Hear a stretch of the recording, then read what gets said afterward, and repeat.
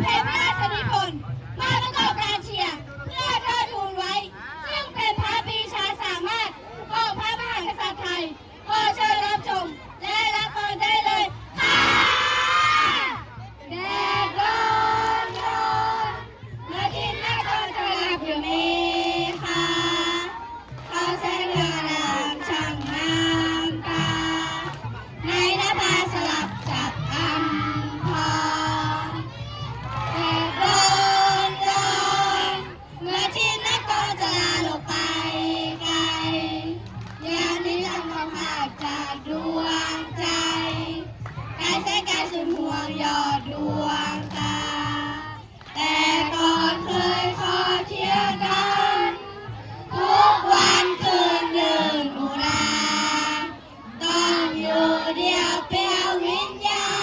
ณเหมือนดังนาภาไร้ทิ้งนาก่อน1 2 1 2 3 1 2 1 2 1ได้ยินเสียงแววดังแผ่วมาแต่ไกลๆชุ่มชื่นในไทยหวานได้จะปานฟังเสียงบรรเลงขับเพลงประสานจากที่วิมานประทานลมใจไก่ย่างเมื่อแสงทองส่องฉันคอยมองจ้องฟ้าเรื่องลำไรลมโบกโบยมาหนาวใจ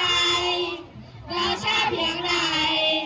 ตะวันจะมา1 2 1 2 3 1 2 1 2 1บ้านเมืองเรารุ่งเรืองพร้อมอยู่หมู่เรา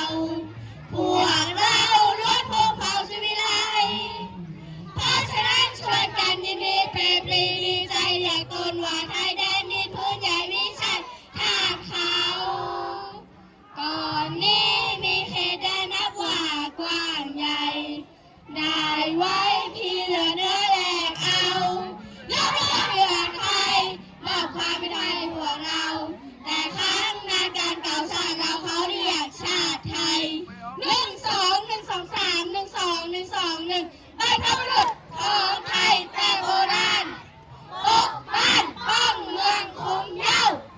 เสียเลือดเสียเนื้อมิใช่เบาหน้าที่เรารักษาสืบไปลูกหลานเหลนหลนภายหน้าจะได้มีพระสุธาอาศัยอนาคตจะต้องมีประเทศไทยมิยอมให้ผู้ใดมาทำลายถึงขู่ฆ่าล้างพูดก็ไม่หวั่นจะสู้กันไม่หลบหนีหายสู้ชีวิตสู้ที่นี่สู้จนตายถึงเป็นคนสุดท้ายก็ลองดู1 2 1 2 3 1 2 1 2 1 1 2 1 2 3 1 2 1 2 2 1 2 1 2 3 1 2 1 2 3 1 2 1 2 3 1 2 1 2 4 1 2 1 2 3 1 2 1 2 5น้อมรำลึกในพระมหากรุณาธิคุณด้วยหัวใจดวงน้อยของพวกเราที่พร้อมทำความดีและเดินตามรอยพระราชดำริรวมพลังความสามัคคีรู้รักรู้หน้าที่มีน้ำใจและตั้งใจเรียนเพื่อเติบโตเป็นคนดีของชาติและแผ่นดินเราบ้านเขามันขอประกาศด้วยหัวใจเด็กไทยจะทำความดีสร้างประโยชน์ให้บ้านเมืองและร่วมกันก้าวไปอย่างภาคภูมิใจปีนี้